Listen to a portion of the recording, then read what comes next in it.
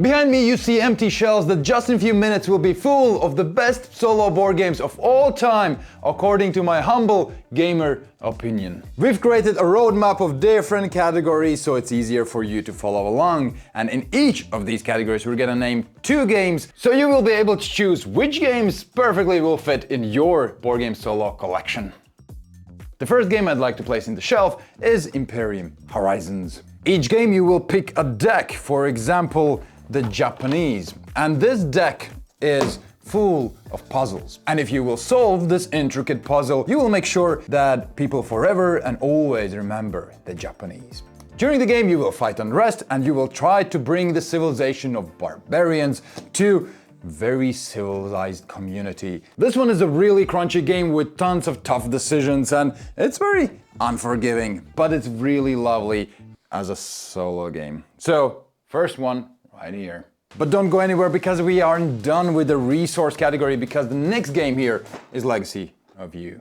Legacy of You is all about stopping this unstoppable wave. This wave will destroy everything in its path unless you build a canal. And you can build these canals by the help of the people, or rather these cards. These cards are beautiful little things because you can use them to gather resources. Sometimes you can throw them out to get quickly some benefits, or keep them for later to get more out of them. And also these cards are your lifelines if you run out of them. And the big bad wave is not your only problem, because there are barbarians coming and destroying your properties and stealing stuff. And one of the most interesting puzzles about this game is that you cannot progress too quickly, because the game will ask you for some resources that you won't be able to generate just yet. And this resource management game is actually a campaign game full of story and surprises where you will progress by all of your actions and build the legacy of you. Now we're done with resources and moving on to some little pocket puzzles. What does a pocket puzzle mean? Well, it's a puzzle and it fits in your pocket. So the first candidate is Orchard, and it's a simple card game where you are building an orchard, one card at a time. You will have these simple looking cards, place them down, and then you will be able to add more cards on top of them. And if ever it's the same color overlays, you will be able to add a cube there. See, this is a violet tree, you put violet on top of it, and congratulations, you get 1 point. And you keep playing these cards on top of each other, trying to build up your orchard tree as efficiently as possible. You have to wait for 5-10 minutes, then this is the perfect game to do so. There's also from the same author 3 other games right here in this box. All of them are pretty similar and all will work if you want a little pocket puzzle. Also, it doesn't take almost any space on your table, so you know, you can play it anywhere. And hopefully you've been paying attention and you know that in each category we'll be talking about 2 games. And here's the other candidate. The Clever series is a little beautiful dice exercise for your brains.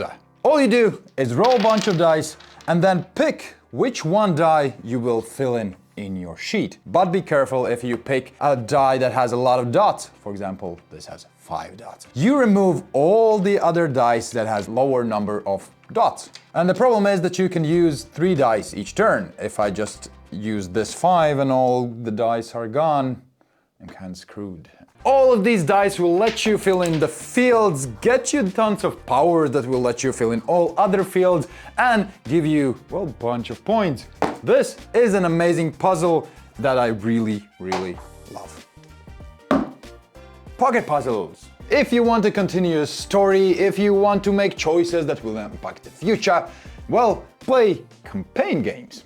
And the first one I'd like to add to this category is Stalker. Nuclear reactor in Chernobyl has exploded and no one in their right minds would go there, right? Well, they are offering you some money! So obviously, you're okay with going into this dangerous place with tons of monsters to do some silly missions. You will play these foolish people, go in missions, shoot some baddies, shoot some monsters, and hopefully survive. There are a bunch of cassettes with missions that you want to complete. And whenever you do, you will get rewards and progress in the story. This board game is based on the video game Stalker, and it has really, really good shooting mechanisms. This game has 2 parts. First of all, travel phase, where you add stickers to different spots and meet people and upgrade your weaponry. Then you go into missions like rescuing Dalek, in which you place your miniatures on a board, move with them, shoot with them, and try to fulfill your mission, which usually is finding something, destroying something, and so on. So we're adding Stalker to our campaign list, but once again,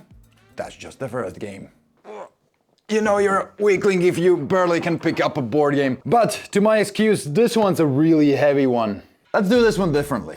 Don't buy this board game, because the rulebook is super heavy and sometimes just too much. This game really does not have a story, and with all that said, I freaking love it. The best thing about Elder Scrolls is that you will pick your character and build him out completely differently every single time, because you will have a bunch of different skill sheets that you will be able to pick from, and all of these skill sheets will give you dice. And you can use these dice to then go into dungeons and defeat baddies. And these dice will let you teleport, they will let you shoot from distance, they will let you create some dummy magic thingy. And extra to that, you will travel through the world where there will be different issues that you will need to solve, quests, maybe some assassinations that you will need to do. Breaking a game is one of my favorite things ever in the world.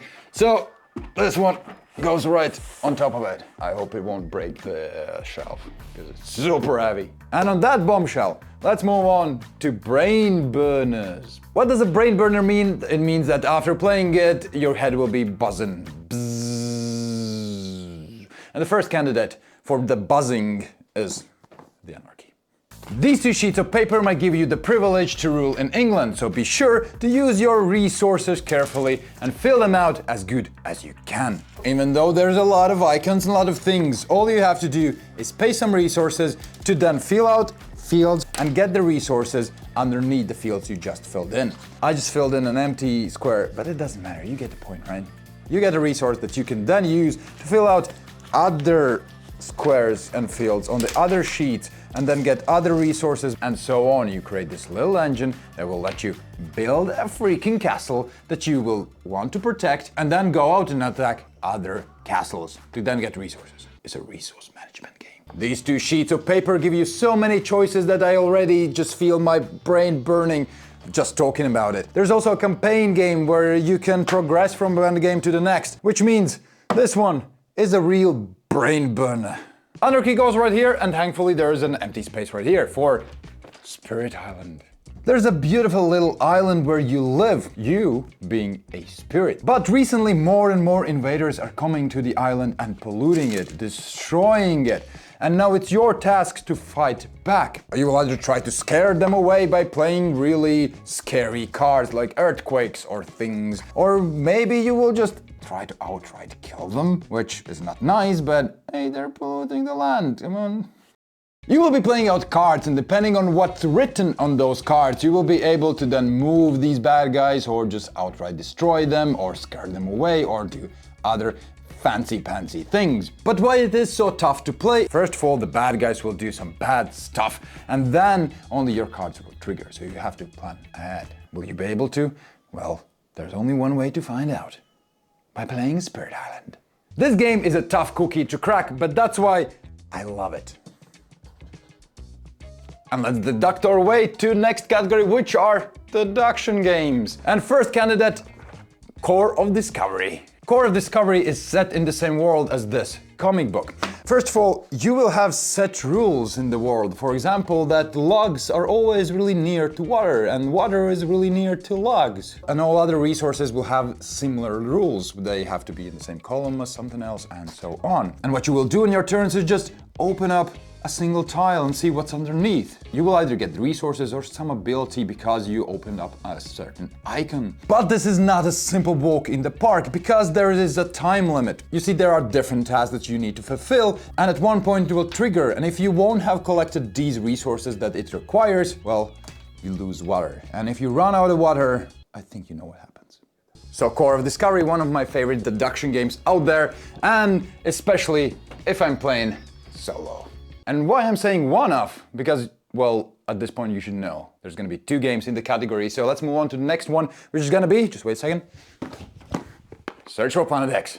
We know that somewhere in the universe is this one planet, Planet X. We just don't know where it is, but we can gather more and more information to find out where exactly it is. that Planet X. So by gathering more and more information and using the rules of the universe, like for example, the dwarf planet is not adjacent to Planet X for some reasons, we can deduce where the planet is actually located. You want to do that as quickly as possible. This game has an app and you can ask it questions, but every single question and information you gather will waste more and more time, so you have to be efficient. And while you are slowly gathering more and more information, looking through your cheat sheet of info, you'll deduct, I think Planet X is right here. And if you will be faster than the app based on the difficulty that you choose, you will win this game and score tons of points. So this one's actually been in my collection for years now and I still keep playing. It is my favorite deduction game. It's super lovely.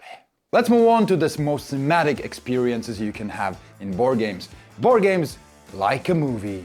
And one of the most cinematic experiences I've had in board gaming is with this game. This War Mine is set in this world where there is a civil war in your country. And you're an innocent bystander who just wants to survive, but that won't be easy at all. This game feels like all those zombie TV series or movies you've seen, only much more real. Because there are no zombies, the good guys and the bad guys are just humans, and it just hits you in the right spot. It's a really, really sad story, and most likely you're gonna die. Out of starvation, out of cold, out of other bad people. And then you will have a bunch of choices. Will you be the good guys and let the kids in who are knocking at your door?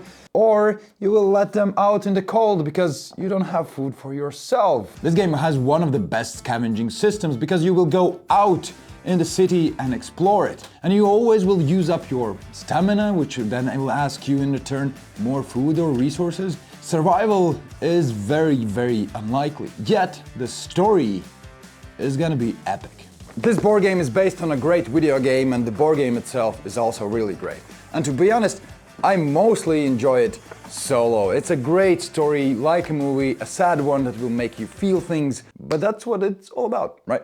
Let's not be such a downers with the second game. This one is a pretty fun one. Sleeping Gods, Distant Skies. In Distant Skies, you will play different characters that are thrown into this weird little world, which you will need to explore and try to get out of. You will travel from page to page in this travel book, and each of these icons means a place which you can interact with. And whenever you interact with it, there will be a storage passage there with choices and interesting things. And whenever you choose something, the game will remember that. So you will get the keyword like terror, and if in another passage you will again meet this keyword, then the game will say, hey, we remember you did that bad thing, here you go, a punishment. Or a good thing if you did a good thing, or maybe just random thing. As well as there's a huge map, each of these squares is a different opening in the exploration book. And all of these numbers are places where you can interact with the world. There's tons of them. There will be puzzles, there will be stories, there will be memories. During your travels, you will fight monsters, collect resources, and try to survive. And if you won't survive, well, that's a great story as well. We cannot skip this channel's favorite mechanism of all time, deck building.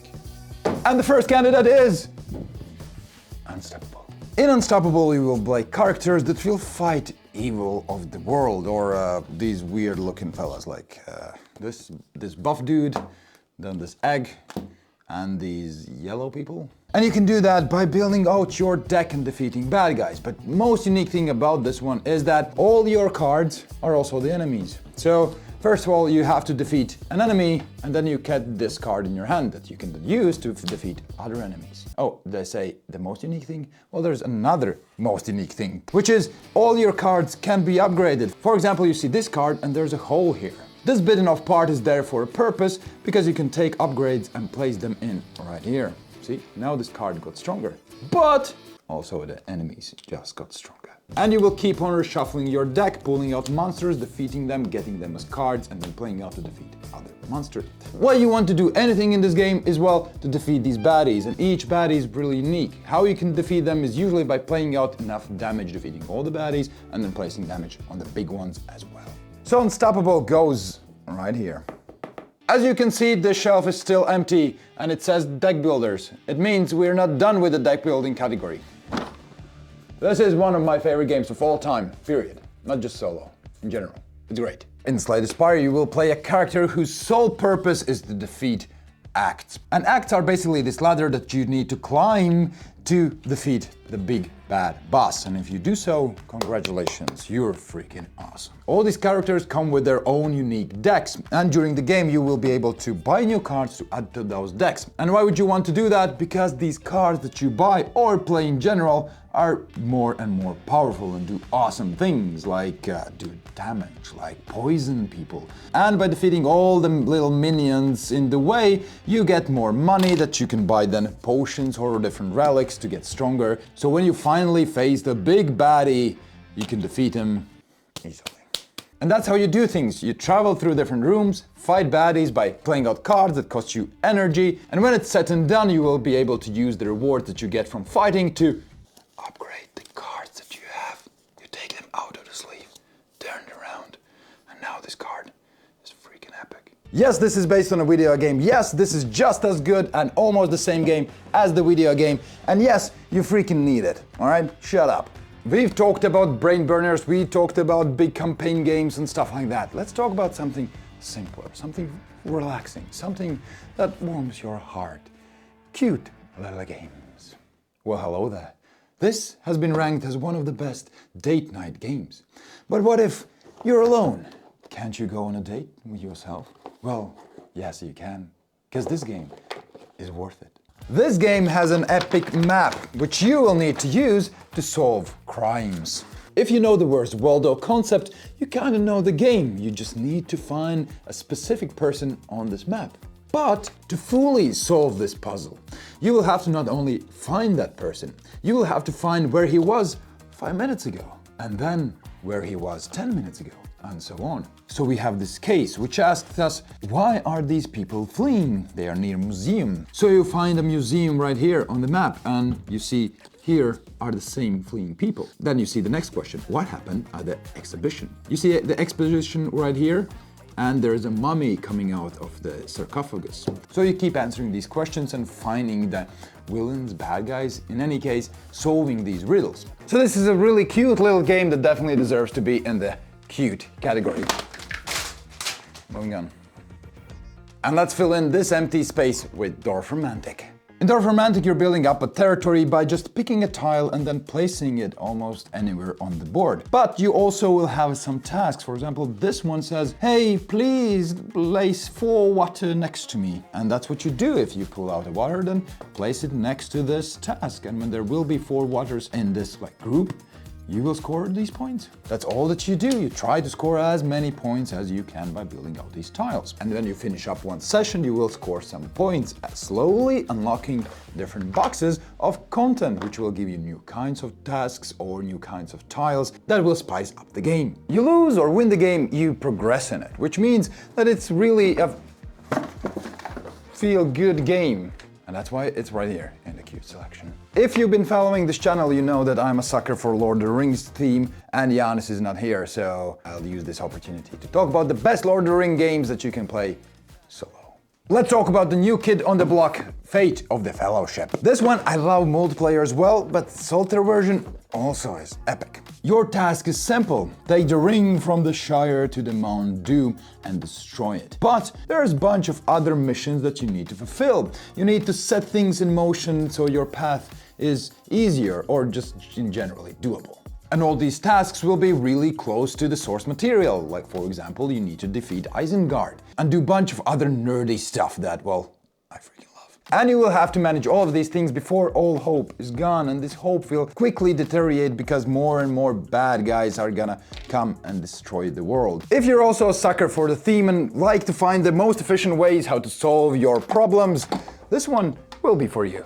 This is a super freshie, so we need a little bit of balance in the world, right? So let's talk about a game that is already a classic. Pick your 3 heroes and then build a deck based on these hero powers that will help you destroy the bad guys and go into missions to destroy the bad guys. You will need to choose a mission that you want to defeat and then try to do that by finishing the tasks that it gives you. Most of these tasks will include defeating the baddies, researching something. In other words, use cards to travel through Tolkien's world and figure out, does your previously built deck work or not? If not, then reconstruct it, add new cards, throw them some away, and try again. Just use the resources available to you to defeat the bad guys, and a lot depends on the decks you build before even going to the mission. That's the game. It's freaking awesome. That's why it's here. Let's move on to the next category, which is epic games. Let's go! Like real men, we also need to compensate here. But this time we don't compensate with big cars and stuff, we compensate with big games. This one, for example. I have to apologize because I actually have this game set up in the next room because I'm actually playing the game and my baby's sleeping there. And if I wake him up, my wife is gonna turn into one of these ones. This is an epic game, a hobby within a hobby game I like to call, where you will want to defeat these bad guys, but it's just a little part of the game. You will also be upgrading your ship, you will also go through a beautiful, well-written story. You will also scavenge, you will get armor, you will craft, do a bunch of other things that at the end will set you on a path to defeat these baddies that at the beginning of the game will absolutely destroy you. This is a boss battler where you will multiple times go and face the same creatures again and again and again, and at one point, hopefully, they will stop wiping the floor with you. In my case, they never did, but I had fun either way. We actually have a review about this game. We talked extensively about all the things about it and in it and all the mysteries it holds. It's an epic game that I love, and it's my go-to if I want something. What it says? Epic. If I want something epic. So let's talk about the last game on our list, which also is gonna be epic, right? At least that's what we promised. Primal Awakening. This is a monster hunter game where you will face different kind of angry little dragons and dogs. I don't know what this thing is.